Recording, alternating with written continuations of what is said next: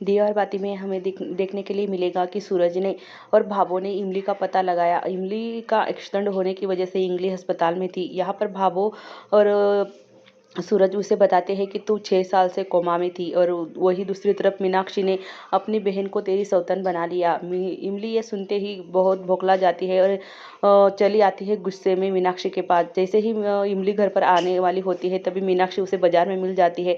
इमली कहती है कि जेठानी जी, आप तो नागिन से भी ज़्यादा जहरीली हो। मुझे कहा कि तुम 7 दिन के लिए दिल्ली चले जाओ और वही घर में दूसरी तरफ अपनी बहन को मेरी सौतन बना लिया। तुम्हारी हिम्मत कैसे हुई कि मेरी जगह कोई और ले सके। और तभी यहाँ पर मीनाक्षी कहती है कि ऊपर से तेरी मदद करे और तू ऊपर से ही मुझे बोल रही है कि मैंने तेरी बेटी को संभाला और तू कह रही है। तभी इमली कहती है कि हाँ, 7 साल से मैं कोमा में थी। तभी यहाँ पर मीनाक्षी कहती है कि 7 साल से 7 दिन नहीं हुए तुझे घर से जाए हुए और 7 साल कहाँ से हो गए। यहाँ पर तभी यहाँ पर इमली उसे धक्का देने की कोशिश करती है। मीनाक्षी कहती है कि धीरे देखती नहीं हो, मैं पेट से हूँ। तभी इमली उसके पेट की तरफ देखती है और कहती है कि जेठानी जी, ये कौन सा साल चल रहा है। तभी मीनाक्षी कहती है कि 2015 चल रहा है और कौन सा चल रहा है। तभी यहाँ पर इमली कहती है कि आप मुझसे झूठ बोल रही हो और आपने ये सब कुछ मुझे घर से बाहर निकालने के लिए किया, मेरे परिवार से अलग करने के लिए किया। मैंने तो तुम्हारा साथ दिया था और हमारा ही दोनों का प्लान था ना ये कि मैं घर से चली जाऊँ, फिर भाभो हमें अपना लेगी। तभी यहाँ पर मीनाक्षी कहती है क्या बकवास कर रही है तू। मैंने तो तुझे घर से 7 दिन के लिए भेजा था। तू कहा 7 साल से एक कोमा में थी और तू तो अभी अभी आ रही है। यहाँ पर सबके सब इन दोनों की लड़ाई देखकर बहुत हंसने लगते हैं क्योंकि ये सबका प्लान होता है उनकी सच्चाई निकलवाने के लिए। तभी यहाँ पर सबके सब चुपे होते हैं बाजार में और इनकी बातें सुन रहे होते बाबा साहब, छोटू, बाबा, भाभो, सूरज, मोहित, विक्रम, संध्या। यहाँ पर इमली सच में कहती है कि सच में जेठानी जी, ये मुझे 7 साल नहीं हुए बल्कि 7 दिन हुए हैं। तभी यहाँ पर मीनाक्षी कहती है कि हाँ, तू बौखला गई है और इसी वजह से तू कुछ भी बोली जा रही है। तभी यहाँ पर इमली कहती है कि देखती नहीं जेठानी जी, मुझे कितनी बड़ी चोट लगी है और आप कह रही हो क्या आपने अपनी बहन को घर में नहीं रखा। मीनाक्षी कहती है कि मैं मेरी बहन के लिए मोहित को क्यों चुनूं और मेरी बहन के लिए तो अच्छे अच्छे रिश्ते आ रहे हैं। यहाँ पर इमली घबरा जाती है और कहती है कि मुझे लगा कि आपने मेरी जगह अपनी बहन को दे दी। यहाँ पर मीनाक्षी कहती है कि तू कुछ भी कहे। यहाँ पर मीनाक्षी संध्या कहती है कि हाँ इमली, तुझे 7 ही दिन हुए थे यहाँ से जाते वक्त, हमने ही तुमसे झूठ बोला था और हमारा ही प्लान था। तभी यहाँ पर मीनाक्षी कहती है कि देखा, तेरी वजह से खुल गई ना हमारी पोल। तूने एक गलती की वजह से हमारी सारी सच्चाई बाहर आ गई। तभी यहाँ पर इमली कहती है कि मुझसे बहुत बड़ी गलती हो गई। यहाँ पर मैंने आप पर झूठा इल्ज़ाम लगाया। तभी यहाँ पर संध्या आगे आती है और इसे कहती है कि इमली और मीनाक्षी, तुमने ये जो भी कुछ किया बहुत गलत किया। यहाँ पर इमली काफ़ी शर्मिंदा हो जाती है और मीनाक्षी भी। तभी परिवार वाले आगे आते हैं और मीनाक्षी और इमली दोनों हैरान हो जाते हैं कि ये कहाँ से आए। तभी यहाँ पर मीना शर्मिंदगी के मारे अपनी आंखें नीचे झुका लेती है। तभी यहाँ पर इमली की माँ कहती है कि वाह बेटा, तूने तो बहुत अच्छा किया। अपनी छोटी सी बच्ची को छोड़कर तू यहाँ से चली गई। तुझे पता भी है कि उस बच्ची के दिल पे क्या बीती। यहाँ पर इमली कहती है कि मम्मा, हमने ये सब कुछ भाभो के लिए किया था और इकट्ठा मतलब भाभो हमें अपना ले, सब कुछ इसीलिए किया था और मुझे दिल्ली में भी 7 दिन के लिए काम था। तभी मीनाक्षी जेठानी ने, छोटी जेठानी जी ने ये प्लान किया था कि मैं घर से चली जाऊँ ताकि भाभो हमें अपना ले, भाभो को गलती का एहसास हो। तभी यहाँ पर संध्या कहती है कि भाभो को गलती का एहसास नहीं बल्कि तुम्हें होना चाहिए क्योंकि तुम इतनी छोटी सी बच्ची को छोड़कर चली गई थी। तुम्हें कभी अपनी बच्ची का ख्याल नहीं आया। तुम्हें पता भी है कि भाभो के दिल पे क्या बीती। भाभो दिन रात घुट घुट की जी है तुम्हारी वजह से। तभी सूरज कहता है कि हाँ इमली, मेरी भाभो को हर मोहल्ले वाले उन पे उंगली उठाते थे कि भाभो बहुओं को अच्छे से रखती नहीं है, बहुओं को वो अलग कर दिया है। इसी वजह से इमली बहू घर छोड़ के चली गई है। तुम्हें पता भी है मेरी भाभो का अभी अभी ऑपरेशन हुआ है इतना बड़ा और मेरी भाभो को कितना कुछ सहना पड़ा तुम्हारी वजह से। यहाँ पर मीनाक्षी संध्या कहती है कि भाभो जब भी डांटती है उनकी डांट के पीछे प्यार होता है और वो अच्छे के लिए डांटती है और तुम्हें ऐसा नहीं करना चाहिए था। पूरा घर पूरा परिवार परेशान हुआ तुम्हारी वजह से।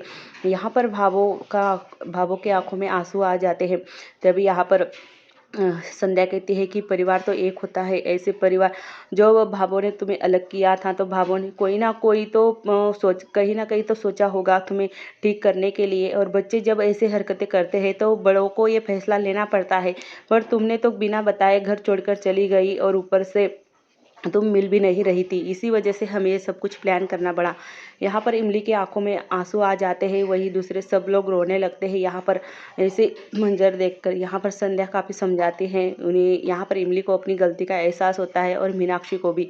यहाँ पर सूरज कहता है कि इमली, तूने जो किया बहुत गलत काम किया था। और यहाँ पर भावो रोते हुए कहती है कि चलो अब घर चलना है। तभी यहाँ पर मीनाक्षी और इमली दोनों भावो की तरफ देखती है और भावो से माफ़ी मांगती है। कहती है कि भावो, हमें माफ़ कर दीजिए, हमने बहुत बड़ी गलती की है, आइंदा से हम ऐसा नहीं करेंगे। तभी मीनाक्षी कहती है कि भावो, देखो ना, हम तो आपके ही बच्चे हैं, कब तक हमसे रूठी रहोगी, हमसे हो गई गलती, अब माफ़ भी कर दो। यहाँ पर मोहित भी माफ़ी मांगता है और इमली भी।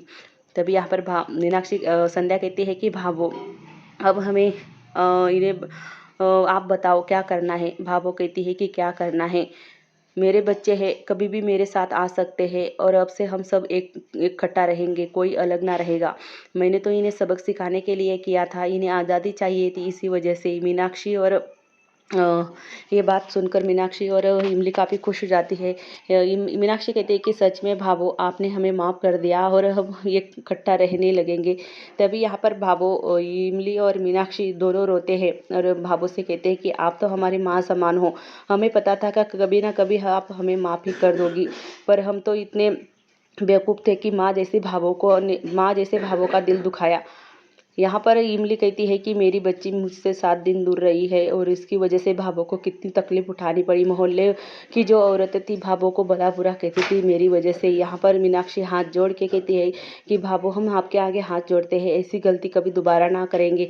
आपको मेरी वजह से बहुत दुख हुआ और मुझे पता था कि मोहल्ले वाले औरतें क्या क्या कहती थी आपके बारे में, तब भी आपने एक शब्द भी कुछ भी नहीं कहा। यहाँ पर भावो कहती है कि हाँ, सुबह का भूला शाम को परत आए तो उसे भूला नहीं कहते। अब चलो घर पे, और सबको घर पर कहती है कि अब होली की भी तैयारी करनी है और इकट्ठा होली मनाएंगे। तब यहाँ पर सारे हंसने लगते हैं और सारे खुश हो जाते हैं। इमली कहती है कि भावो, मुझे तो लगा था कि छोटी जेठानी जी ने अपनी बहन को मेरी सौतन बना लिया था। यहाँ पर सबके सब हंसने लगते हैं। यहाँ पर मोहित इमली की तरफ देखता है और हंसने लगता है। तभी भावो कहती है कि ये सब कुछ मैंने और सूरज ने ही तुम्हें बताया था, ताकि तुम घर वापस जल्दी से आओ अपनी सौतन की बारे में ही सोच के। यहाँ पर इमली कहती है कि हाँ भावो, मुझे यही लगा था जब आपने और जेठ जी ने कहा था, और आप जैसी सास ससुर हमें मिले और इन जैसी जेठ जेठानी का आशीर्वाद मिले तो घर स्वर्ग ही हो ही जाता है। मीनाक्षी काफ़ी रोती है और कहती है कि भावो, आखिरकार तुमने हमें माफ़ कर ही दिया। अब इकट्ठा रहेंगे पूरा परिवार और खुशी से रहेंगे। आज के बाद ना आपसे कभी झूठ बोलेंगे, ना कभी कुछ छुपाएंगे। इमली भी वैसे ही कहती है कि भावो, हम पे भरोसा रखो, आज के बाद हम आपसे कभी झूठ ना बोलेंगे और ना ही आपसे कुछ छुपाएंगे। तभी भावो कहती है कि अच्छा, रोना धोना बहुत हुआ, चलो अब घर पे बहुत सारा काम पड़ा है। तुम्हारी छोटी सी बच्ची तुम्हारी राह देख रही है, हर वक्त वो दरवाजे की तरफ ही भागती है तुम्हें देखने के लिए। यहाँ पर उस बच्ची की तरफ मुझसे देखा ना जाता था, कभी भी वो तुम्हारी याद आती थी तो रोती थी। यहाँ पर इमली अपनी बेटी की बात सुनकर काफ़ी रोने लगती है, क्योंकि 7 दिन से वो अपनी बेटी को मिली नहीं थी। तो यहाँ पर इमली अपनी बेटी को देखकर काफ़ी भावुक हो जाती है और इकरम और सब लोग खुश हो जाते हैं। तो आज का एपिसोड यहीं पर ख़त्म होता है। अगले एपिसोड के लिए हमारे चैनल को सब्सक्राइब और वीडियो को लाइक कर देना। मीनाक्षी इकरम से कान पकड़कर माफ़ी मांगती है और कहती है कि हमसे गलती हुई, आप किससे बिना बताए।